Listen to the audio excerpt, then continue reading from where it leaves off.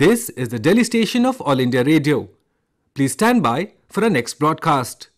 You will now listen to the recording of today's proceedings during the question hour in the Lok Sabha. ये आकाशवाणी है। अभी आप आज लोकसभा में प्रश्नकाल के दौरान हुए कार्यवाही की रिकॉर्डिंग सुनेंगे। माननीय सभासदों, माननीय अध्यक्ष जी। Question number 101 Shri Kalanidhi Veeraswamy. प्रश्न संख्या 101। क्या पेट्रोलियम और प्राकृतिक गैस मंत्री ये बताने की कृपा करेंगे कि क तमिलनाडु सहित देश में पिछले 5 वर्षों के दौरान परिवारों को बेचे गए सिलेंडरों की संख्या का ब्यौरा क्या है? ख वर्तमान में देश में घरेलू सिलेंडरों के लिए ली जा रही कीमत का ब्यौरा क्या है? ग क्या सरकार को इस बात की जानकारी है कि घरेलू सिलेंडरों की कीमत बहुत अधिक है, जिससे देश में निम्न आय वर्ग के उपभोक्ताओं पर अतिरिक्त भार पड़ता है, और यदि हाँ तो इसके क्या कारण हैं? घ क्या सरकार का एलपीजी घरेलू सिलेंडरों की कीमत पारिवारिक आय के आधार पर कम करने का विचार है, जिसके अंतर्गत इसकी न्यूनतम कीमत 500 रुपये होगी? और अंग यदि हाँ तो तत्संबंधी ब्यौरा क्या है, और यदि नहीं तो इसके क्या कारण है? माननीय मंत्री जी। डॉक्टर हरदीप सिंह पुरी, पेट्रोलियम और प्राकृतिक गैस मंत्री। Sir, a statement is laid on the table of the House. Honorable member. Sir, the country has a problem where there is unemployment and huge amount of income disparities, sir. We talk about below poverty line families where the total income of a family is only around 30,000 rupees annually. And when we are talking about this, we are selling gas cylinders for 1,000 rupees, and even if you consider the 200 rupees subsidy which is being given, it's about 9,600 rupees, sir. For a family which is earning 30,000 rupees, we talk about the below poverty line families, you are claiming that we are giving gas for so many crores of people. I would like to know, like income tax, you have slabs where you say that up to 7 lakhs, we are not going to charge you any income tax. Honorable member on Sir, question. Sir, question is coming, sir.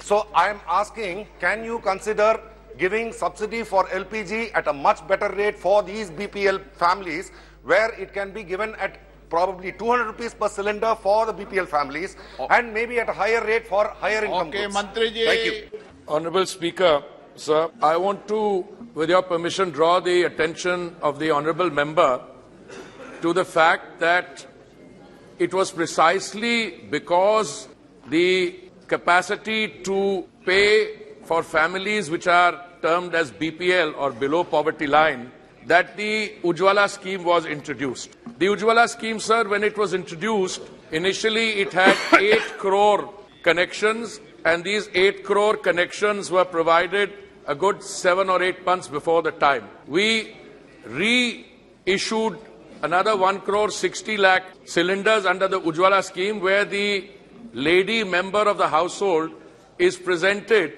free of cost a cooking top and a cylinder. Now, during the course of the pandemic, sir, when economic activity had come to a grinding halt at one stage and then it was slow, and the families who are in the below poverty line categorization were the most severely affected, the government gave 3 cylinders free of cost to those BPL families. Sir, insofar as prices are concerned, I should like to submit through you, sir, to the House that we import 60% or thereabouts, perhaps even more sometimes, of our requirements. We have to import them.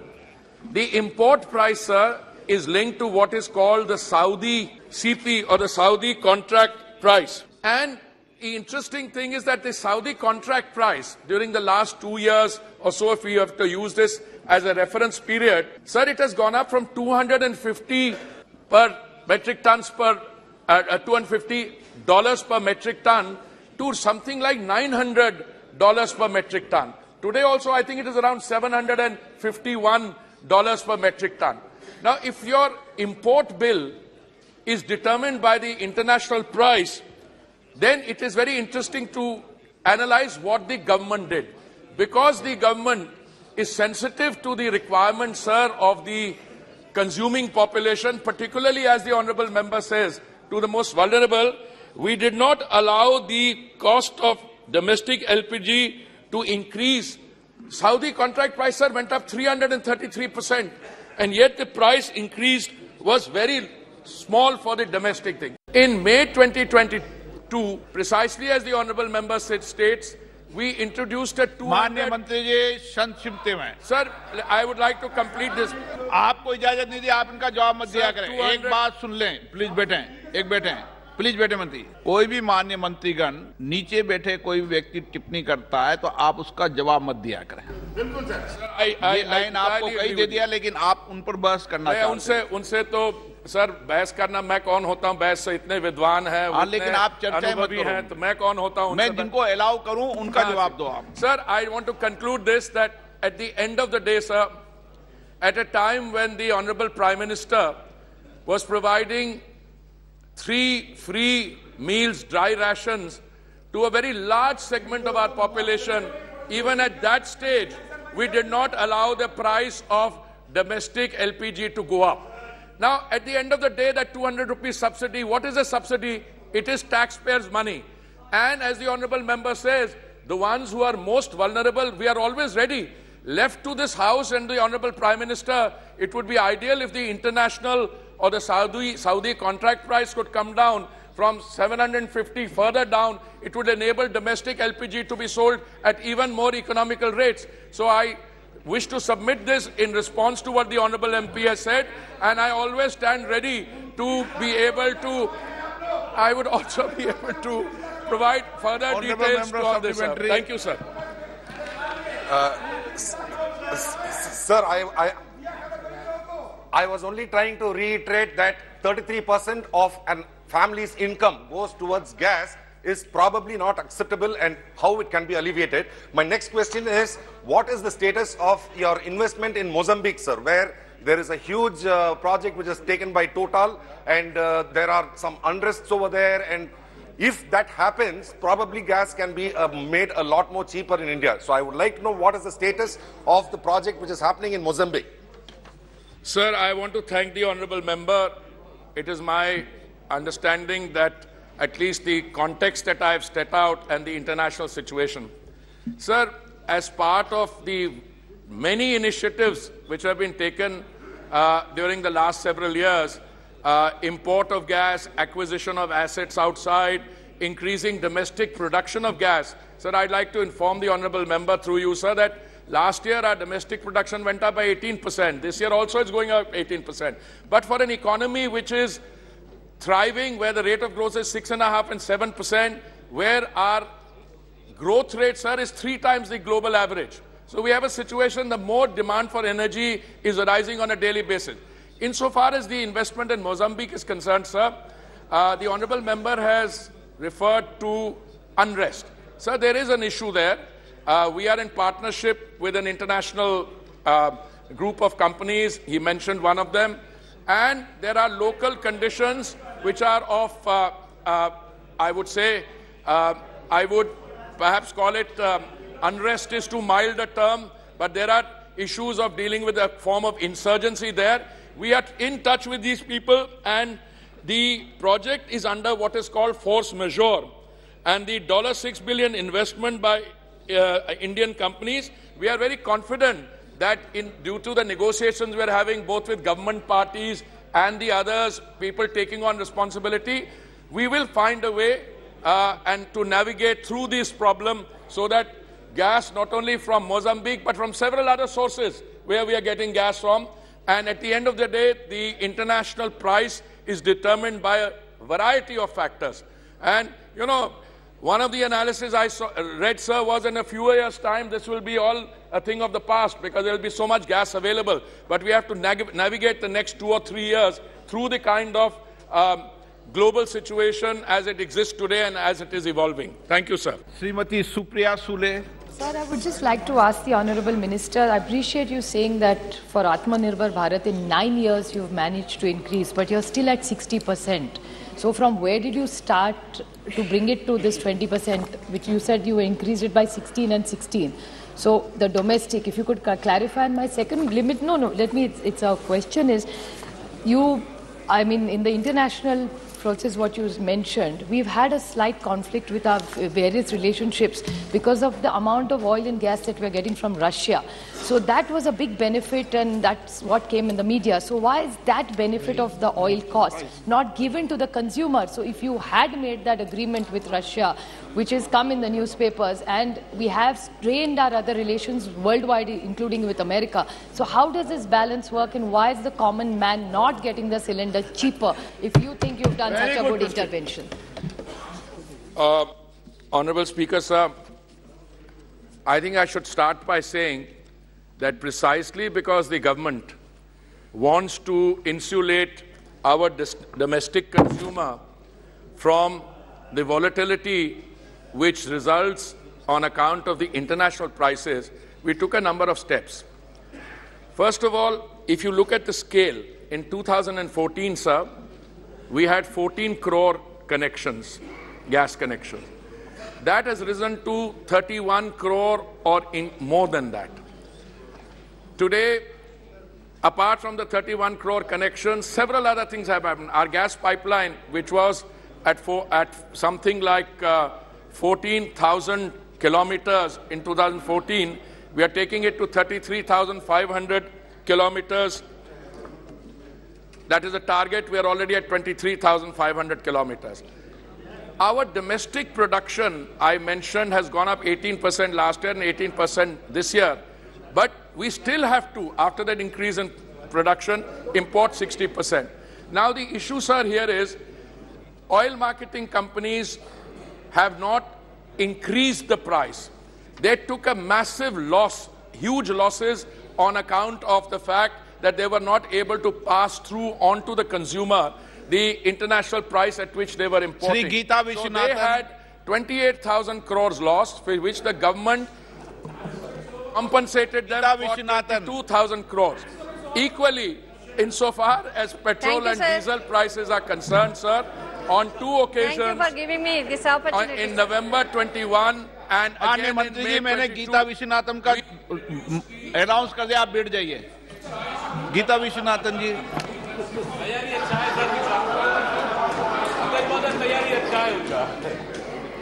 Thank you, sir.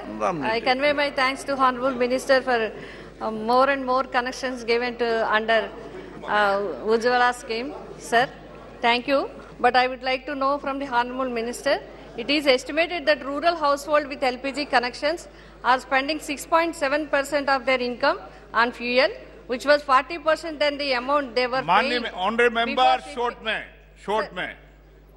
Shifting to LPG, thereby forcing them to make unfair choices about their basic standards of life.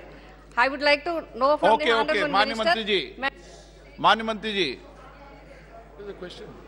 माननीय सदस्यगण, मैं आपसे फिर आग्रह कर रहा हूं, अपना question short में पूछो, नहीं तो जितना लंबा क्वेश्चन पूछोगे माननीय मंत्री जी उतना डबल जवाब देंगे. I must seek, sir, I'm happy to provide a shorter answer, provided to know what the question is. Sir, insofar as rural household spending is concerned, sir, I again reiterate, the government has taken a number of steps and very effective to insulate the consumer by bringing the price of petrol and diesel. They have not gone up since 6th April last year. Throughout the world, the increases are astronomical. In India, petrol and diesel prices in the OMC pumps have not gone up since 6th April of 2022. I think this point, sir, needs to be appreciated. Equally for gas, we have not allowed the increase in the Saudi contract price to be reflected in the domestic price.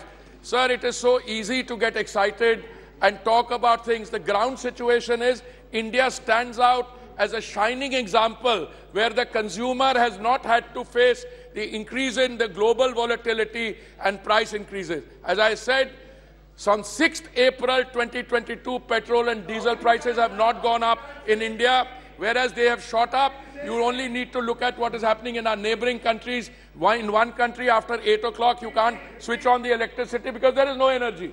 In another country, equally for gas, If the international price comes down, we are still willing, and if we need to look at the issues, equally, let me say, those who are recipients of or beneficiaries of Ujjwala, their consumption has gone up. I occasionally hear statements saying people don't take benefits. Average under Ujjwala, sir, is 3.68 cylinders in a thing. So think it has gone up very fast. And even those who earlier were not taking refills are now taking more and more refills. Question number 102 Shri Manoj Tiwari ji. प्रश्न संख्या 102। क्या सूक्ष्म, लघु और मध्यम उद्यम मंत्री ये बताने की कृपा करेंगे कि क खादी और ग्रामोद्योग आयोग द्वारा उत्पादित खादी उत्पादों की गुणवत्ता में सुधार करने के लिए सरकार द्वारा कार्यान्वित की जा रही योजनाओं का ब्यौरा क्या है? ख क्या सरकार ने पिछले 3 वर्षों में प्रत्येक वर्ष के दौरान खादी क्षेत्र के आधुनिकीकरण के लिए कोई वित्तीय सहायता प्रदान की है? और ग यदि हाँ तो तत्संबंधी ब्यौरा क्या है? माननीय मंत्री भानु प्रताप सिंह वर्मा, सूक्ष्म, लघु और मध्यम राज्य मंत्री। अध्यक्ष महोदय, उत्तर सभा पटल पर रख दिया गया। माननीय सदस्य, मैं मंत्री जी से जानना चाहता हूं कि खादी और ग्रामोद्योग आयोग द्वारा उत्पादित खादी उत्पादों की गुणवत्ता में सुधार करने के लिए सरकार द्वारा कार्यान्वित की जा रही योजनाओं का ब्यौरा क्या है, और पिछले 3 वर्षों में खादी क्षेत्र के आधुनिकीकरण के लिए कोई वित्तीय सहायता प्रदान की गई है क्या? माननीय अध्यक्ष महोदय, खादी विकास सुधार कार्यक्रम के अंतर्गत जो खादी में सुधार किया गया है, हमारा under khadi development and reform programme के अंतर्गत खादी उत्पादों की गुणवत्ता सुनिश्चित करने के लिए 2013 में खादी मार्क की शुरुआत की गई थी। खादी मार्क न केवल खादी उत्पादों की वास्तविकता की गारंटी देता है, बल्कि खादी को ऐसे ब्रांड के रूप में बढ़ावा देता है जो सामाजिक, सांस्कृतिक, पर्यावरण संबंधी मूल्यों को दर्शाता है। माननीय सभापति महोदय, खादी विकास योजना के विज्ञान और प्रौद्योगिकी घटक के अंतर्गत उत्पादों की गुणवत्ता बढ़ाने, कारीगरों की उत्पादकता और आय में वृद्धि करने, मानव परिश्रम को कम करने, बाजार की मांग के अनुसार नए उत्पादों को विकसित करने तथा स्थानीय कच्चे माल का कुशलतापूर्वक उपयोग करने के लिए विभिन्न अनुष्ठान विकास कार्यक्रम चलाए गए हैं। माननीय मंत्री जी ने बहुत विस्तार से जवाब दिया है और मैं उसके लिए आभार प्रकट करता हूं। मगर मेरा एक पूरा प्रश्न है, जैसे हमें भारत के यशस्वी प्रधानमंत्री जी के सोच और विजन जो खादी के लिए है उस पर बहुत गर्व है अध्यक्ष जी, और हमें पता है कि इसी के कारण आज युवाओं में खादी फैशन ट्रेंड कर रहा है। 2-3 बातें बहुत महत्वपूर्ण है जो हमें डेटा में मिला है कि इस समय निफ्ट के समान ही खादी भी फैशन वर्ल्ड की पसंद बन रही है अध्यक्ष जी, और खादी क्षेत्र के कामगारों की आर्थिक स्थिति को सुधारने के लिए प्रधानमंत्री जी बहुत चिंतित रहते हैं, जैसे युवाओं में खादी ट्रेंड हो वैसे ही। और मुझे एक अच्छी बात और आई है कि खादी ग्रामोद्योग केंद्र के जो अध्यक्ष हैं वो गांव-गांव प्रवास भी कर रहे हैं।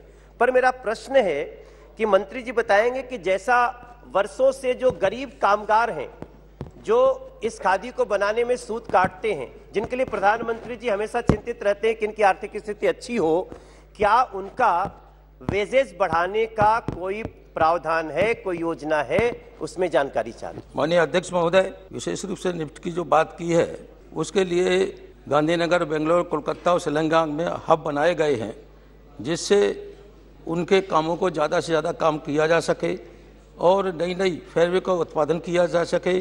घरेलू या अंतर्राष्ट्रीय बाजार उच्च स्तरीय फैब्रिक कपड़ों के गुणवत्ता मानकों का प्रसार किया जा सके।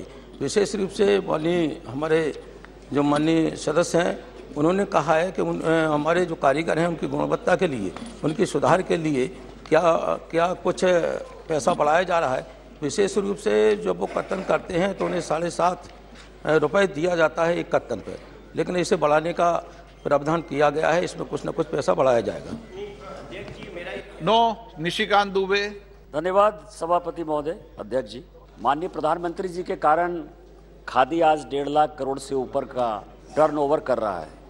मेरा बड़ा साधारण सा सवाल है सर कि जो केवीआईसी है उसके जो बड़े बड़े शोरूम हैं वो दिल्ली, मुंबई, जयपुर, भोपाल, गोवा, और खादी ये रूरल एरियाज़ में रोजगार का बहुत बड़ा साधन है। और जो 298 क्लस्टर हैं खादी के, उसमें 250 क्लस्टर वैसे हैं जो कि इसी वेस्टर्न इंडिया में मौजूद है सर। ईस्टर्न इंडिया इससे अछूता है। मेरा आपके माध्यम से मंत्री महोदय से साधारण सा प्रश्न है कि वर्कसेट प्रोग्राम, मिशन सोलर चरखा, स्फूर्ति वर्किंग कैपिटल, हनी मिशन और जो कंपटीशन आ रहा है दुनिया में खादी को प्राइवेट सेक्टर से जो आ रहा है या हैंडलूम सेक्टर से अलग हटकर जो मशीन मेड कपड़े पर आ रहा है, उसके बारे में ईस्टर्न इंडिया के डेवलपमेंट के लिए, खासकर बिहार, झारखंड, उत्तर प्रदेश, राजस्थान और बंगाल और नॉर्थ ईस्ट के लिए जो समस्याएं हैं जहां खादी की प्रेजेंस कम है, उसके लिए भारत सरकार क्या कर रही है? अध्यक्ष महोदय, सम्मानीय सदस्य ने जो प्रश्न पूछा है उसके बारे में मैं कहना चाहता हूं। खादी का विस्तार के बारे में माननीय पंतप्रधान जी का इस विभाग पर अच्छे तरह से ध्यान है। खादी का विस्तार होने के लिए काफी तरह की योजनाएं आज तक शुरू हो गई है, उसका संदर्भ अभी अभी राज्य मंत्री ने दिया है। क्लस्टर के बारे में जो राज्य में जिस इलाके में क्लस्टर अभी तक पहुंचे नहीं है, वहां क्लस्टर देने के प्रयोजन सरकार कर रही है और रोजगार भी बढ़ाने का कोशिश है। खादी से रोजगार बढ़ाने की कोशिश करने के लिए ये प्रावधान किया जाता है और खादी में अलग अलग योजना, गुणवत्ता में सुधार, चरकों में जो सुधार, इसमें कौशल्य विकास के माध्यम से, आधुनिक टेक्नोलॉजी के वजह से ये खादी में सुधारने का काम चालू है और ज्यादा रोजगार निर्माण करके उत्पादन खादी के कामगार को बढ़ाने की कोशिश चली है। श्रीमती कनिमोजी। महिला sir, we know that the Khadi craftspeople and the weavers have been really affected during COVID. But in the minister's reply, I see that the financial assistance has been reduced drastically from 31.28 crores to 7.39 crores. Why is it you supposed to be helping them and aiding them? You've been reducing that, and the Center of Excellence for Khadi has been set up in NIFs in Ahmedabad, Bangalore, Calcutta and Shillong. Why has Chennai been left out? Thank you. Very good question. माननीय मंत्री जी। अध्यक्ष महोदय, चेन्नई को छोड़ा नहीं गया है। जहाँ रिक्वायरमेंट थी, आवश्यकता थी, वहाँ फंड वहाँ भेजा गया, उसकी नियुक्ति करते गई। 19-20 में 31 करोड़ दिए गए थे, 20-21 में 12 करोड़ दिए गए थे, 21-22 में 7 करोड़ दिए गए। एक जो अमाउंट कम होती गई है, उसी समय बैंक के माध्यम से जो लोन मिले थे 150 करोड़, आज भी 145 करोड़ इस डिपार्टमेंट के बाद बैलेंस है। वो जहाँ भी आवश्यकता है खादी के लिए, खादी की टेक्नोलॉजी पहुँचाने के लिए, खादी के चरखा चलाने वाले को वहाँ किसी चीज़ की आवश्यकता हो तो 145 करोड़ आज भी डिपार्टमेंट के पास है। Shri B Mehtab ji. Thank you, Honorable Speaker, sir. Khadi एक इमोशनल कनेक्शन हमारे सब के साथ, सब परिवार के साथ है। हैंडस्पन खादी, यही उसकी खूबियत है और इसलिए मैं जानना चाहता हूँ, एक तो प्रोडक्शन और दूसरा मार्केटिंग। प्रोडक्शन के ऊपर ज़्यादा जोर हम दे रहे हैं या मार्केटिंग के ऊपर ज़्यादा जोर दे रहे हैं? आपका उत्तर आएगा, हम दोनों पर दे रहे हैं। पर अगर आप विस्तार से जाएं, प्रोडक्शन इस कई सालों में कहाँ कहाँ बढ़ी है और किस चीज़ों पर बढ़ी है? Khadi was supposed to be a poor men's dress और poor women's dress, पर हम इसको मिडिल क्लास और कंज्यूमर दुकान के जरिए इसको बिकने के लिए काफ़ी कोशिश कर रहे हैं। तो हमारी प्रायोरिटी क्या है मार्केटिंग के हिसाब से और प्रोडक्शन के हिसाब से? जैसे निशिकांत जी ने कहा और कानीमोड़ी जी ने अभी कहा कि ज़्यादा से ज़्यादा पैसा आपके पास रहने से कुछ फ़ायदा नहीं होगा। आपको अगर डिस्ट्रीब्यूट करना है, स्टेट वाइज डिस्ट्रीब्यूट ना करें पर रीजन वाइज इसको डिस्ट्रीब्यूशन अगर सही ढंग से हो तो ये ज़्यादा महत्व रखेगा। इस सिलसिले में मैं सरकार की मनीषा जानना चाहता हूँ। माननीय मंत्री जी। अध्यक्ष महोदय, माननीय सदस्य महोदय ने जो प्रश्न पूछा है, खादी तो आम आदमी या आम कामगार गरीबों के लिए रोजगार प्राप्त करने के लिए एक खादी के माध्यम से काम किया जाता है। खादी में सुधार हो, ज़्यादा से ज़्यादा कामगार को रोजगार मिले, अच्छा उत्पन्न मिले, इसमें कोशिश में सरकार काम कर रहा है। जहां आवश्यकता है इसमें काफ़ी स्किल डेवलपमेंट के माध्यम से भी हम सुधार कर रहे हैं। और जो बेस है खादी का, खादी शुरू किया जिस कारण से वो बेस शुरू रहे, क्वालिटी वाइज खादी अच्छा निर्माण होवे, और मार्केटिंग इसलिए कर रहे हैं कि उसमें मार्केटिंग करेंगे। जो कामगार खादी बनाते हैं, कपड़ा बनाते हैं, वो मार्केटिंग करने के बाद ही उनको पैसा आ जाएगा। तो हमारा ध्यान खादी में रोजगार देना है, कामगारों को पर कैपिटा इनकम में किस तरह से सुधार हो, यह हमारा सरकार का उद्देश्य है।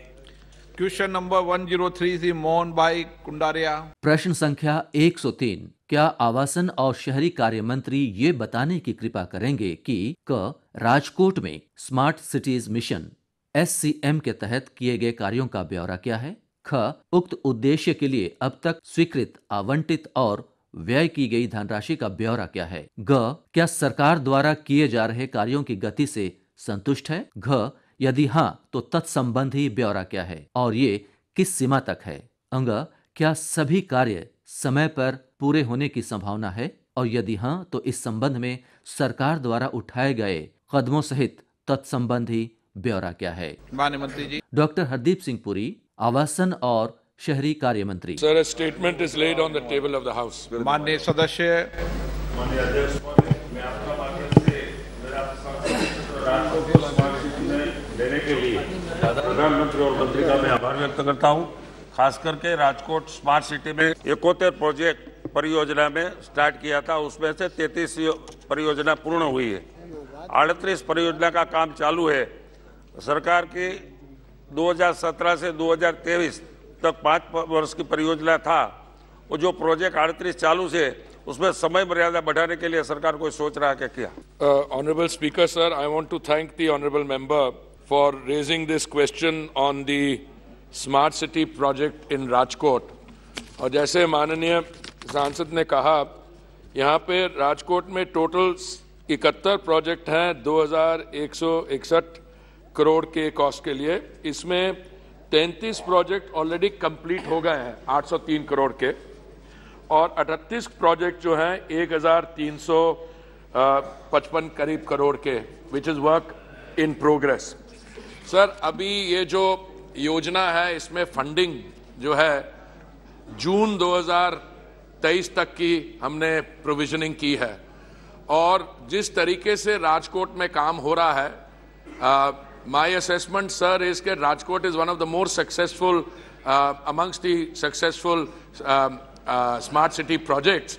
और हमारा जो सिस्टम है, जैसे प्रोजेक्ट कंप्लीट होता है और उसका कंप्लीशन सर्टिफिकेट आता है तो हम अगली सेगमेंट के लिए भी प्रोविजनिंग और जो हुई है उसमें पैसा रिलीज कर देते हैं। तो मुझे पूरी उम्मीद है कि अब से लेके जून तक जो भी हमारे पास समय है उसमें हम इनकरेज करेंगे राजकोट की smart city special purpose vehicle को, और जो भी ओवरसाइट हो रही है हम स्टेट गवर्नमेंट भी इसमें ओवरसाइट करती है। जो 6 उनकी स्मार्ट सिटीज हैं गुजरात में, हम केंद्र सरकार से भी करते हैं, और हमें विश्वास है कि काम समय से पूरा हो जाएगा और इसके लिए हम उनको इनकरेज करते रहेंगे। माननीय अध्यक्ष महोदय, जो गुजरात में स्मार्ट सिटी में शेयर को चयन किया है, नेक्स्ट प्रोजेक्ट में गुजरात में नया कितना शहर में वो प्रोजेक्ट का लाभ मिलेगा? देखिए सर, केंद्रीय सरकार की तरफ से जो फंडिंग है स्मार्ट सिटीज प्रोजेक्ट्स के लिए वो है टोटल हमारी तरफ से 500 करोड़, और 500 करोड़ उसमें से राज्य सरकार की तरफ से आना है, और बाकी जो पैसा है पब्लिक प्राइवेट पार्टनरशिप के प्रोजेक्ट्स के थ्रू और बाकी Sir, the central government stands ready to cooperate for all the 100 smart cities. सब जगह integrated command and control centre बन गए हैं. अगर कुछ और भी जरूरत हो, पर अभी तक जो स्मार्ट सिटीज प्रोजेक्ट्स की फंडिंग है सर, वो अभी सिर्फ इन 100 के लिए है. और अभी अगर कुछ स्टेट गवर्नमेंट्स अपनी तरफ से कुछ सिटीज को स्मार्टिफाई करना चाहते हैं, जैसे कई सरकारों ने किया है, राज्य सरकारों ने, तो हम उसको इनकरेज करेंगे. माननीय मंत्री जी 112 क्लब कर रहे हैं. स्मार्ट सिटी का क्वेश्चन है. श्री अर्जुन मीणा जी. धन्यवाद अध्यक्ष महोदय. माननीय मंत्री जी ने नहीं, पहले क्वेश्चन नंबर 112 बोलो. Question number 112. माननीय मंत्री जी. Sir, a statement is laid on the table of the house. माननीय सदस्य. धन्यवाद अध्यक्ष महोदय. माननीय मंत्री जी ने काफी विस्तृत से देश में 100 स्मार्ट सिटी के बारे में विस्तृत से उत्तर दिया है. मैं राजस्थान के उदयपुर स्मार्ट सिटी के बारे में लगभग 127 परियोजना का कार्य पूर्ण हो चुका है और 1371 करोड़ रुपए खर्च हो चुके हैं. 9 परियोजना का कार्य चल रहा है. मैं माननीय मंत्री जी से पूरक प्रश्न पूछना चाहता हूं. क्या मंत्री जी स्मार्ट सिटी उदयपुर में आने वाले जो आने जाने वाले लोगों के लिए जाम लगता है बार बार, उसको निजात पाने के लिए उदयपुर सिटी रेलवे स्टेशन से कोट चौराहे तक एलिवेटेड रोड बनाने की मंशा रखते हैं क्या? धन्यवाद. कोई मंत्री जी के पास कोई नक्शा थोड़ी लाए, एक एक रोड का बता देंगे भाई. आप तो जनरल क्वेश्चन पूछो ना, इस रोड से ऑनरेबल स्पीकर सर, सबसे पहले तो मैं उदयपुर की जो स्मार्ट सिटी है, मैं उनको बधाई देना चाहता हूं. नेशनल रैंकिंग में आज वो 5वें स्थान पे है and it's a very successful smart city project. पर मैं with due modesty, I also want to say, sir, that Udaipur is one of the most beautiful cities. Or even before the smart city project commenced in June 2015, Udaipur already had a very heavy footfall of tourists visiting the many beautiful locations there. And I am personally, I've greatly benefited from these visits. Sir, जो smart city projects में individual projects take up किए जाते हैं, वो state की तरफ से आते हैं. और इस समय मैं समझता हूं कि जो उदयपुर में आप देखिए तो 127 projects work has been completed, 1372 crore. Work order stage पे 9 प्रोजेक्ट्स हैं, 257 crore. Since only a few months are left for the projects to be completed, मैं समझता हूं इस समय कोई नया प्रोजेक्ट उसमें इंट्रोड्यूस करने के लिए स्कोप कम है. बट राज्य सरकार के एफर्ट से, केंद्रीय सरकार से एफर्ट से, अगर जो माननीय the honourable member mention traffic congestion and he had asked for an elevated roadway, these are all projects that can be considered by the concerned agency under different provisions which are available, sir. राज्य सरकार आपसे सलाह नहीं लेती, वो तो खुद ही change कर देती है. वो नगर निगम अपना है, इसलिए ठीक हो रहा है काम. शशि थरूर जी. Much, Mr. Speaker. Speaker, I was looking at the Minister's response and I must say I'm concerned about the very uneven pace of implementation of the Smart Cities mission, given that there are only about 4 months left for the ultimate deadline of June 2023 for the 100 cities, sir. If I take one example or one pair of cities that were both selected in September of 2016, you take Varanasi on the one hand and you take Atal Nagar in Chhattisgarh. Varanasi, pretty much every program has been done, 98 out of 104 according to your website, whereas Atal Nagar, in fact, only 3.8% of the projects, that is 2 out of 53, are completed. So my question to the Honourable Minister is, first, how do you explain these discrepancies and the unevenness in the implementation of the smart city projects? Prime Minister. Secondly, how do you account for the delays? If there are some cities where there are major delays, there must be some common factors that your ministry has studied to understand why these projects are not getting complete. And finally, sir, how does Thiruvananthapuram fare in this league table of uneven implementation? Thank you, Mr. Speaker. You should be the Prime Minister. Sir, आप वरिष्ठ सदस्य, education का काम तो राज्य सरकार करेगी ना, तो सुपरविजन करेंगे. Sir, I have a very simple question. The honourable member knows, and I know the rest of us know, that when you read facts and figures and statistics, you have to be a little careful. Sometimes the time for a project under construction to be completed is very little. But till the completion certificate comes, it will be shown as work under progress. Sir, almost all 100 cities are doing fairly well. Some, due to the COVID period, there was a slowdown, or there were local factors, जैसे आपने sir hint किया from the chair कि जो राज्य सरकारें होती हैं उनका भी इसमें रोल होता है. सो अभी जो केरला में स्मार्ट सिटी प्रोजेक्ट है, मैं समझता हूँ इस पे हमें honorable member and I can have a special seminar along with other members to discuss it, but I don't think that it would be appropriate for me to share my assessment on why some things don't happen in state governments. It may not be in the spirit of the discussion we are having. There are also other factors, common factors, where oversight is effective, where the advisory committee for the projects are meeting. अब एक प्रश्न उठा था sir Rajkot की smart city के बारे में.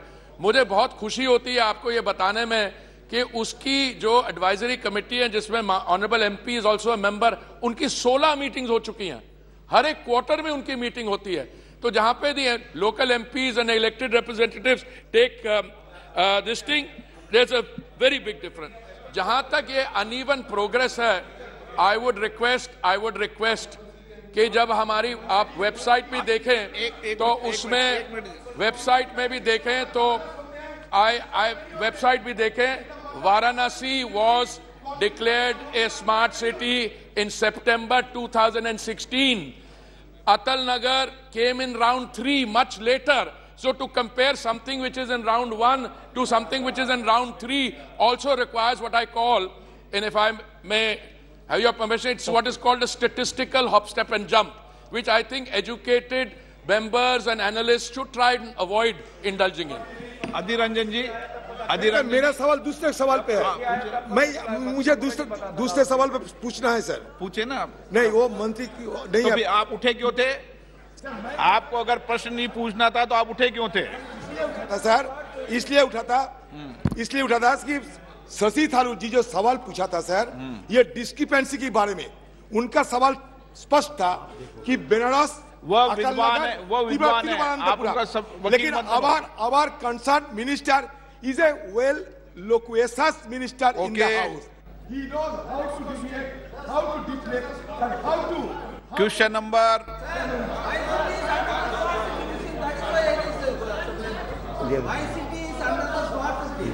Smart city तो 100 मेंबर ऑफ पार्लियामेंट की 100 को अलाउ कर दूंगा क्या? 100 मेंबर ऑफ पार्लियामेंट के स्मार्ट सिटी तो 100 को अलाउ कर दूंगा क्या? नो. 104 श्री बीबी पाटिल. प्रश्न संख्या 104. क्या सड़क परिवहन और राज्य मंत्री ये बताने की कृपा करेंगे कि क्या सरकार का विचार देश में राष्ट्रीय राजमार्गों NH के साथ साथ ऑप्टिकल फाइबर केबल अवसंरचना विकसित करने का है? यदि हां तो तत्संबंधी ब्यौरा क्या है? क्या इस उद्देश्य के लिए हैदराबाद बेंगलुरु राष्ट्रीय राजमार्ग का चयन प्रायोगिक परियोजना के रूप में किया गया है? और यदि हां तो तत्संबंधी ब्यौरा क्या है? नितिन जयराम गडकरी, सड़क परिवहन और राजमार्ग मंत्री. जवाब पटल पर रखा है. Shri Dayanidhi Maran. Thank you, Speaker, sir. Sir, our minister is a very dynamic minister, and he has all the data in his hand.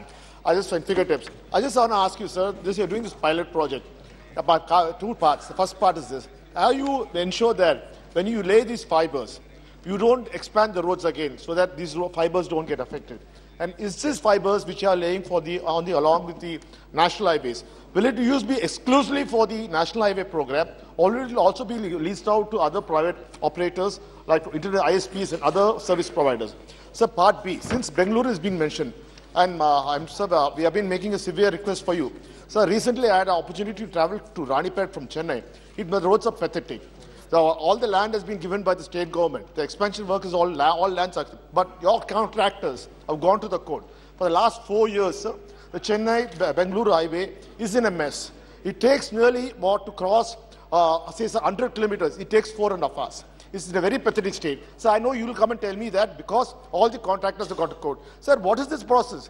How do you overcome it? So why should a common man or why should the people of Tamil Nadu suffer because your contractors or your people are not able to ensure that these contractors fall in line? So please ensure that these projects are completed on time. Thank you, sir. Honorable Chairman, sir, basically the problem related with the Chennai-Bangalore Express Highway, I just got opportunity to visit on the site. The problem is not with my department. Here I need your cooperation for that. Aggregate is not available. Sometimes the permission given for 3 months, after 3 months again to get new permission is a difficult task. Then there is no permission for mining. Also there is a big problem. Then how we can make the roads? The problem is land acquisition is a problem. Environment forest clearance is not there. Still, Bangalore side express highway is really, the progress is very good. But still as Tamil Nadu, we don't have land, we don't have clearances, then how the contractor are going to work for that? That is to be a big problem. I am really thankful for you that I need your cooperation, particularly I want to work for Tamil Nadu. We have a lot of projects. Many times I explain it to the Honorable Member of Parliament and many times I have given my representation to Honorable Chief Minister also, that as far as without land, without environment clearance, how it is possible for us to construct the roads. So exactly, I am with you. We want to complete this Chennai-Bangalore Express Highway, and actually my target is to complete this project up to end of this December this year. This will take from Chennai to Bangalore 2 hours. And actually at time I visited Bangalore to Mysore. The work is completed. In next month, Prime Minister is, we are talking with the PMO, taking date for that, and it will be only 1 hour from Bangalore to Mysore. I understand the importance of the road, and 100% we will try our level best to clear it, but also your cooperation will be there. It will be a great thing for me to complete the project. Regarding this Delhi-Mumbai Express Highway, regarding this is a Greenfield Express Highway. Yes, I am telling you that. We are working on that. About our mandate is only to construction of road. But now in many times, petroleum minister, they need land acquisition for making of gas pipeline, making of petrol and diesel, other things they need. They are making lot of big project. Then there is some of the optic fiber, the other department are doing lot of work. The idea is experimentally for a pilot project, we are doing 2 projects. One is Delhi-Mumbai Expressway, Greenfield Expressway, and the other is Hyderabad-Bangalore Industrial Corridor, that is Brownfield Expressway. We have already appointed the agency Andhra Pradesh Urban Infrastructure Asset Management Limited, appointed by our NHLML, that is the organization in our NHI. And now the planning is that the cost is very high because it comes in crores, 6 to 7 crore rupees per kilometer. The idea is we can make a duct where we can make a petroleum pipeline, we can make IT fiber line. Also there will be pipe, PVC pipe or the LDP pipe or HDP pipe for using for optic fiber cable. Then we can use electric cable also, and that can be easy because we don't need any land for that because already acquisition is there. We can save the money on that. So Prime Minister program on Gati Shakti, we have to create cooperation, coordination and communication between the stakeholders. On the basis of that we are doing. But now I am thankful for Honorable Member to asking me this question. Now we are framing the policy, whether it is possible to work on BOT. If the private people can invest the money in duct, and then we can give these services to the concerning department, it can be 100% whether it is possible or not. But because of today, when I was taking the briefing, we have taken a decision to formulate the policy on PPP mode. If it is not economically viable on PPP mode, we can make it in hybrid annuity mode. We will finance some subsidy for that. But this is the need of the hour. Because as far as the target of our government is concerned, regarding the popularity of internet and other things, it is very important. And I feel that this is the time that our target is to make the optic fiber cable up to 50 lakh kilometers. So we need to connect villages also. And because of 5G also, there is a great importance for that. We are working on the process, but basically my mandate is only for road construction. That is with the IT ministry and other ministries are there. But we have the land is ready. In Delhi-Mumbai Express Highway, we have a land available 120 meter. The one lane is only 3.5 meter. We are first stage making only 8 lane. We can go up to 16 lane. Still, we can give land for bullet train. Today, tomorrow, even if they want to start bullet train work from Delhi to Mumbai, land is available. We are also thinking on line of Hyperloop and something. And also the Delhi-Jaipur highway. The first time, the Prime Minister is going to inaugurate at 12, where we are planning for making of e-highway. From Delhi to Jaipur, the electric cable will be there.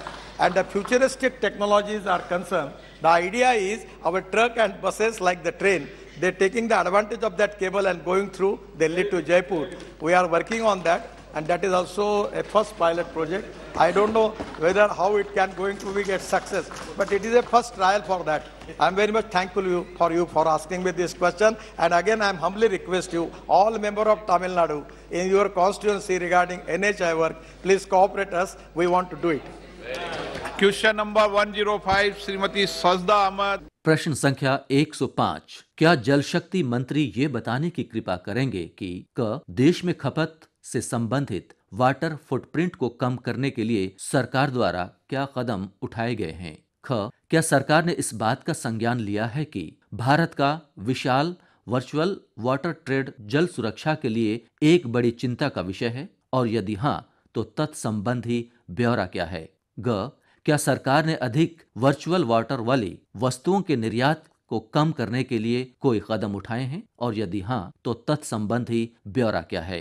घ क्या सरकार ने मखाना की खेती में पानी की खपत का आकलन किया है, और यदि हाँ तो तत्संबंधी ब्यौरा क्या है? और अंग क्या सरकार ने वर्चुअल वाटर ट्रेड के संबंध में कोई नीति बनाई है, और यदि हाँ तो तत्संबंधी ब्यौरा क्या है? माननीय मंत्री जी। गजेंद्र सिंह शेखावत, जल शक्ति मंत्री। उत्तर सदन के पटल पे रखा गया है माननीय अध्यक्ष महोदय। श्री अधीर रंजन चौधरी जी। सर मत तो आई नहीं ना सर, मेंबर नहीं है सर। अच्छा sir, the issue is that the question that has been raised under part 2, I mean B, whether the government has taken note that the huge virtual water trade of India is a great concern for water security, and if so, the details thereof.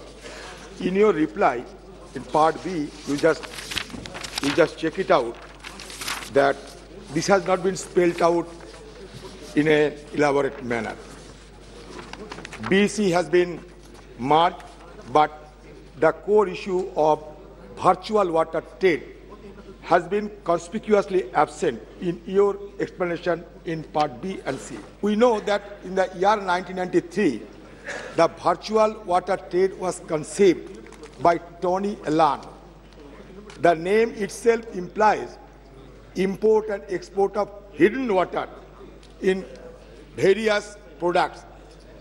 We don't have any idea of what is called virtual trade because people are not aware of it. I personally even not aware of it.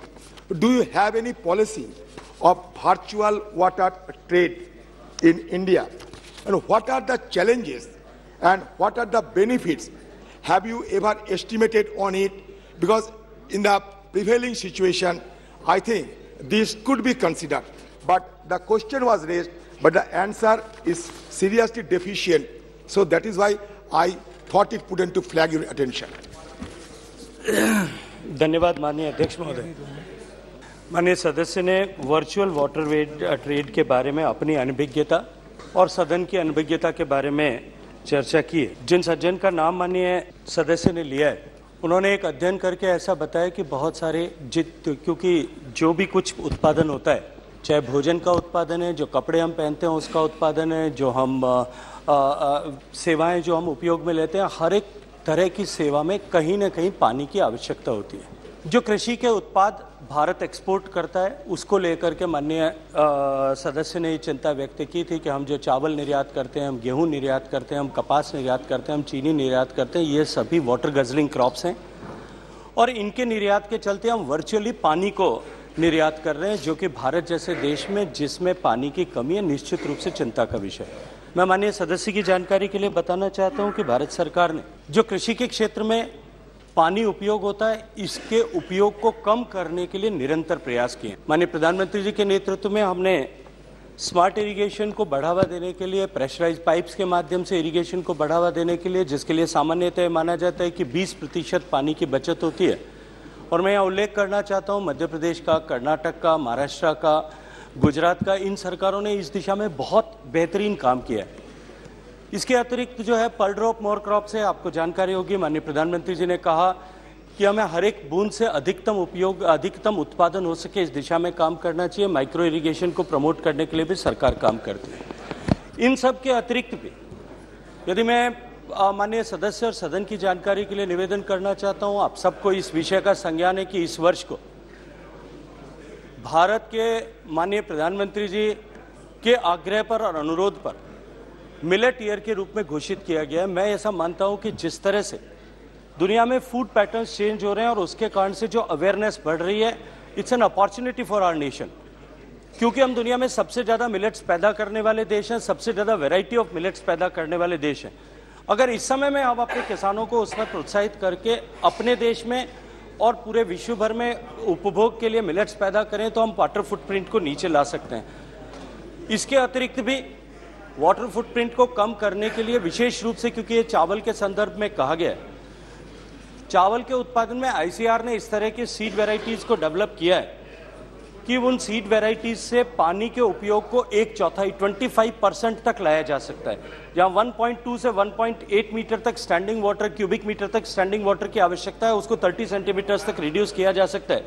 क्योंकि पानी और कृषि दोनों राज्य का विषय है, नीचे इस विषय को, इन टेक्नोलॉजीज को, वेराइटीज को प्रोपोगेट करने की जिम्मेदारी प्राथमिक रूप से राज्यों की है और बहुत सारे राज्यों ने इसमें बहुत अच्छा काम भी किया है। मैं हरियाणा का यहाँ विशेष रूप से उल्लेख करना चाहता हूँ। उन्होंने चावल के उत्पादन के रकबे को घटाने के लिए एक इंसेंटिव स्कीम शुरू की और उसके कारण से लगभग 1 लाख हेक्टेयर रकबा उन्होंने पायलट प्रोजेक्ट के माध्यम से जो है वो डाइवर्सिफाई करने में सफलता प्राप्त की है। इसी तरह के प्रयास महाराष्ट्र ने भी किए कि जब देवेंद्र फडणवीस जी की सरकार थी, उन्होंने कहा कि गन्ना और जो है कपास केवल ड्रिप इरिगेशन से ही उगाए जा सकते हैं। हमको निश्चित रूप से इस दिशा में संवेद स्वर से हम सबको भी बात करना पड़ेगा, काम करना पड़ेगा। हमको अपने क्षेत्र में, हम सब लोग अपने अपने क्षेत्र के प्रतिनिधि भी हैं और हम अपने क्षेत्र के लीडर्स भी हैं। हम अपने क्षेत्र में किसानों को अधिकतम उपयोग किस तरह से, पानी के न्यूनतम उपयोग में अधिकतम खेती किस तरह से कर सकते हैं, इस पर हम सबको निश्चित रूप से काम करना पड़ेगा, तब जाकर के हम इसको वर्चुअल ट्रेड बैलेंस को कम कर पाएंगे। Question number 106 Shri Dushyant Singh ji. प्रश्न संख्या 106। क्या नागर विमानन मंत्री ये बताने की कृपा करेंगे कि 31 जनवरी 2023 की स्थिति के अनुसार स्वीकृत पदों की तुलना में नियोजित हवाई यातायात नियंत्रण प्रचालकों ATCO की संख्या कितनी है? 2022, 2023 और 2024 में नागरिक विमानन महानिदेशालय DGCA के दिशा निर्देशों का अनुपालन करने के लिए भारतीय विमानपत्तन प्राधिकरण AAI को कितनी संख्या में अतिरिक्त ATCO की आवश्यकता थी? क्या सरकार को इस बात की जानकारी है कि केवल 3 प्रशिक्षण केंद्र ही हैं जिनकी संयुक्त क्षमता 1 वर्ष में 264 कार्मिकों को प्रशिक्षित करने की है? और यदि हाँ, तो तत्संबंधी ब्यौरा क्या है? क्या सरकार का कोई नया प्रशिक्षण केंद्र खोलने का विचार है? और यदि हाँ, तो ब्यौरा क्या है? विमानन सुरक्षा समूह ASG में CISF के कितने पदों को समाप्त कर दिया गया और 31 जनवरी 2023 तक कितने पद शेष हैं? और क्या सरकार का ATCO के पदों का शीघ्रता से सृजन करने और उन्हें भरने से संबंधित मांग को पूरा करने के लिए कोई कदम उठाने का विचार है? और यदि हाँ, तो तत्संबंधी ब्यौरा क्या है? और इसके कार्यान्वयन के लिए समय सीमा क्या है? माननीय मंत्री जी। जनरल सेवानिवृत्त डॉक्टर VK सिंह, नागर विमानन राज्य मंत्री। पटल पर रख दिया। धन्यवाद speaker ji. I would like to ask the honour minister, आदरणीय प्रधानमंत्री जी ने बड़े अच्छे काम किए हैं और उन्होंने उनके निर्देश में रीजनल कनेक्टिव स्कीम का काम शुरू किया गया है और जिसमें हब एंड स्पोक का काम शुरू किया गया है कि मतलब बड़े एयरपोर्ट से छोटे एयरपोर्ट बड़े एयरपोर्ट को लिंक करना था। इसमें इंफ्रास्ट्रक्चर का जो डेवलपमेंट किया गया है, अभी ट्रैवल अब बढ़ चुका है, मेरा प्रश्न मंत्री जी से ये है कि वर्तमान के जो एयर ट्रैफिक कंट्रोल ऑपरेटर्स हैं, एक कमेटी रिपोर्ट आई है, पेपर में भी लिखा गया है कि वर्तमान में जो वॉच ड्यूटी टाइम लिमिटेशन है, इसकी जो रेस्ट रिक्वायरमेंट्स हैं, इसमें लोगों को इसमें जो ये किया गया है कि डीजीसीए ने मांगा है कि रूल्स की वर्किंग कंडीशन को बदलने का, कि वर्तमान की जो एग्जेम्पशंस हैं उसको 5 टाइम्स अभी पोर कंडीशंस हैं इनके जो हमारे एयर ट्रैफिक कंट्रोलर्स हैं, क्या सरकार जो रिक्वायरमेंट्स हैं उसको सतुलन करेंगी और क्या नई पोस्ट जो एयर ट्रैफिक कंट्रोलर्स की पोस्ट है वो करने के लिए प्लानिंग करेंगी, और ये कब तक होगा जिससे हमारे पूरे देश में जो आरसीएस एयरपोर्ट्स हैं और बाकी के एयरपोर्ट्स हैं इसका पूरा लाभ ले पाएंगे? धन्यवाद सर। अध्यक्ष महोदय, जहां तक एटीसीओज का सवाल है, डीजीसीए इनकी पूरी जानकारी रखता है, इनके बारे में पूरी तहकीकात करता है और एक का नंबर रखता है कि इतने एटीसीओज होने चाहिए। उसके हिसाब से हम उतने एटीसीओज के लिए रिक्रूटमेंट करते हैं, उनकी ट्रेनिंग करते हैं। मैं बताना चाहूँगा कि हमारे मंत्रालय ने 2021 से अब तक 792 लोगों की रिक्रूटमेंट की है और इस समय 456 एटीसीओज के लिए कार्य प्रगति पर है, ताकि ये ट्रेन होकर अपनी अपनी जगह पर जा सके। जहां पर एटीसीओज की कमी होती है वहां पर वॉचर्स उसी हिसाब से कम कर दिए जाते हैं, ताकि जो वहां पर एक्चुअल ट्रैफिक की रिक्वायरमेंट है उसके हिसाब से कार्य किया जा सके। हमारा सतत प्रयास है कि हम जो भी रिक्वायरमेंट हमको दी जाए उसको पूरा करें, ताकि हमारे यहाँ किसी प्रकार की कमी ना आए। सेकंड सप्लीमेंट्री सर, मैं राजस्थान के उस भाग से आता हूँ जो एक एस्पिरेशन डिस्ट्रिक्ट है सर। झालावाड़ और बारां में हमारे झालावाड़ का जो एयरपोर्ट बनने जा रहा है वो राजस्थान का सबसे बड़ा एयरपोर्ट बनने जा रहा है। मैं माननीय मंत्री जी से मैं जानना चाहता हूं कि जहां हाड़ौती में, जैसे आपका क्षेत्र आता है, आपके क्षेत्र में भी एयरपोर्ट बनना चाहिए, हमारे क्षेत्र में भी एयरपोर्ट बनना चाहिए, हाड़ौती में के साथ साथ पूरे राजस्थान में एयरपोर्ट बनना चाहिए। क्या वर्तमान की सरकार राजस्थान के लिए जो आरसीएस रूट्स में हमारे एयरपोर्ट्स में नए रूट्स प्लान करेंगी, और प्लान करने के साथ हमें अश्योरेंस चाहिए कि हमारे एस्पिरेशन डिस्ट्रिक्ट के लिए क्या सरकार हमारे आरसीएस रूट करके देगी, जिससे हमारे जो नए एयरपोर्ट बनेंगे, जिससे हमारे जो बच्चे पढ़ने आते हैं हमारे क्षेत्र में, बिहार से आते हैं, उत्तर प्रदेश से आते हैं, नॉर्थ ईस्ट से आते हैं, उनको आने जाने में, और अब जो हब एंड स्पोक का जो आपका स्कीम अब चल रहा है, क्या हमारे छोटे छोटे एयरपोर्ट्स को भी आप प्रोत्साहन करेंगे और आरसीएस रूट से जोड़ेंगे, और क्या झालावाड़ को इस रूट से आप जोड़ने की प्लानिंग कर रहे हैं क्या? अध्यक्ष महोदय, जहां तक का आरसीएस या उड़ान का सवाल है, सबसे पहली चीज़ तो मैं कहना चाहूँगा कि एक ऐसी स्कीम है जिससे कि उड़ान और हवाई जहाज से चलने का डेमोक्रेटाइजेशन हुआ है। उड़ान एक मार्केट ड्रिवन स्कीम है जिसके अंदर एयरलाइंस समय समय पर जो बिड्स होती हैं उसके अंदर भाग लेती हैं और जिन रूट पर वो जाना चाहती हैं अपने व्यवसाय के एनालिसिस के बाद उसको वो लेती हैं। तो अगर कोई भी एयरलाइन झालावाड़ जाने के लिए तैयार होती है तो हमें कोई आपत्ति नहीं है, हम झालावाड़ को उसी हिसाब से डेवलप करने की कोशिश करेंगे। लेकिन ये एयरलाइन के ऊपर निर्भर है और इस समय जबकि सब कुछ मार्केट ड्रिवन है, सरकार सिर्फ उनको बता सकती है कि आप इसके ऊपर कार्य करिए, लेकिन उनको फोर्स नहीं कर सकते। श्री रितेश पांडे। धन्यवाद आदरणीय अध्यक्ष जी। अध्यक्ष जी, मैं आपके माध्यम से माननीय मंत्री जी से ये पूछना चाहता हूं कि एयर ट्रैफिक कंट्रोल ऑपरेटर्स की संख्या और बढ़ाने के लिए लखनऊ के ऊपर जो ज्यादा ट्रैफिक है, अयोध्या वहां से मात्र 120 किलोमीटर दूर है, जहां पे एयरपोर्ट बनकर के लगभग तैयार हो गया है। वहां पे फ्लाइट्स आने से एयर ट्रैफिक कंट्रोलर्स की वहां एम्प्लॉयमेंट और बढ़ेगी और अयोध्या और अंबेडकर नगर, आजमगढ़ जैसे जिलों के लिए एक उपलब्धि जो है वहां पे, बस्ती भी जो है वहां पे एक उपलब्धि बढ़ेगी। तो ये एयर ट्रैफिक कंट्रोलर्स की नियुक्तियां बढ़ाने के लिए क्या अयोध्या एयरपोर्ट को आप जल्द से जल्द चलवा करके वहां पे एयर ट्रैफिक कंट्रोलर्स को आप नियुक्त करेंगे और वहां पे जो लखनऊ का ज्यादा ट्रैफिक है वो डाइवर्ट होगा, एयर ट्रैफिक है वो डाइवर्ट होगा कि नहीं, और कब तक होगा? धन्यवाद। अध्यक्ष महोदय, सबसे पहले तो मैं कहना चाहूंगा कि ट्रैफिक डाइवर्ट नहीं किया जाता, सिर्फ जब कोई इमरजेंसी आती है तभी डाइवर्ट होता है। एयर ट्रैफिक अपने रूट्स के ऊपर चलता है, जहां पर हवाई जहाज ठीक से जा रहा है, हवाई अड्डा ठीक है, मौसम ठीक है, हवाई जहाज वहां पर उतरेगा। लेकिन जहां तक इस नजदीकी का सवाल है, जब भी एयरपोर्ट तैयार होगा, जब भी उसके ऊपर हवाई जहाजों का चलन होगा, ATCOs की जो भी रिक्वायरमेंट है उसकी पूरी की जाएगी। Question number 107 Shri Balashowry Vallabhaneni. प्रश्न संख्या 107, क्या अल्पसंख्यक कार्य मंत्री ये बताने की कृपा करेंगे कि क्या यह सच है कि 4,700 करोड़ रुपए, 5,029 करोड़ रुपए और 4,810.77 करोड़ रुपए के बजटीय आवंटन में से मंत्रालय क्रमशः वर्ष 2019-20, वर्ष 2020-21 और वर्ष 2021-22 के दौरान 4,505.10 करोड़ रुपए, 3,998.57 करोड़ रुपए और 2,342.23 करोड़ रुपए ही व्यय कर पाया?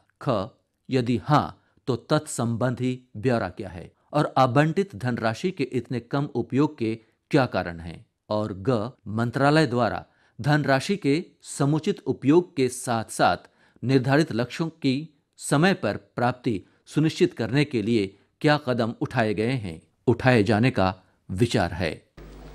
माननीय मंत्री जी। अल्पसंख्यक कार्य राज्य मंत्री zone Barla. Sir, the allocation for education empowerment of minorities has come down in 2022 to 24. It came down from rupees 2,515 crores in a budget estimate of 2022-23 to rupees 1,689 crores in 2023-24. It means you are spending less money for education empowerment of minorities in 2023-24. Is it true? What is the reason for behind to reduce this much of amount?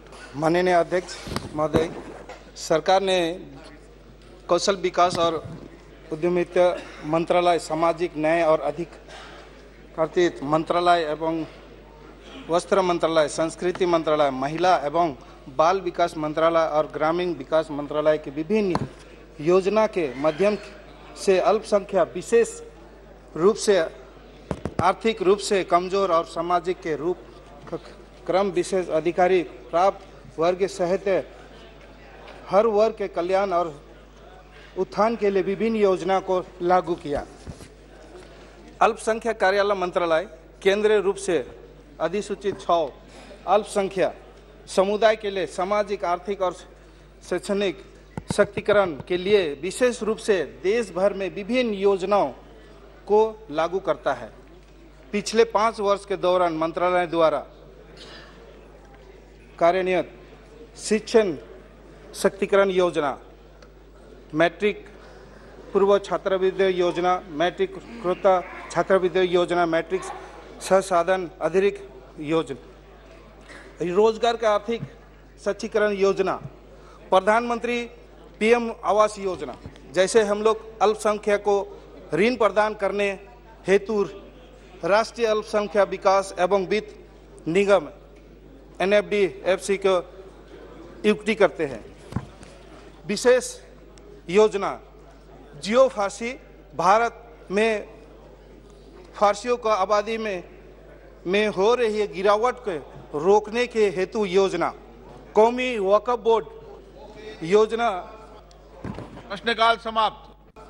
अभी आप आज लोकसभा में प्रश्नकाल के दौरान हुए कार्रवाई की रिकॉर्डिंग सुन रहे थे। You were listening to the recording of today's proceedings during the question hour in the Lok Sabha. This broadcast came to you from the Delhi station of All India Radio.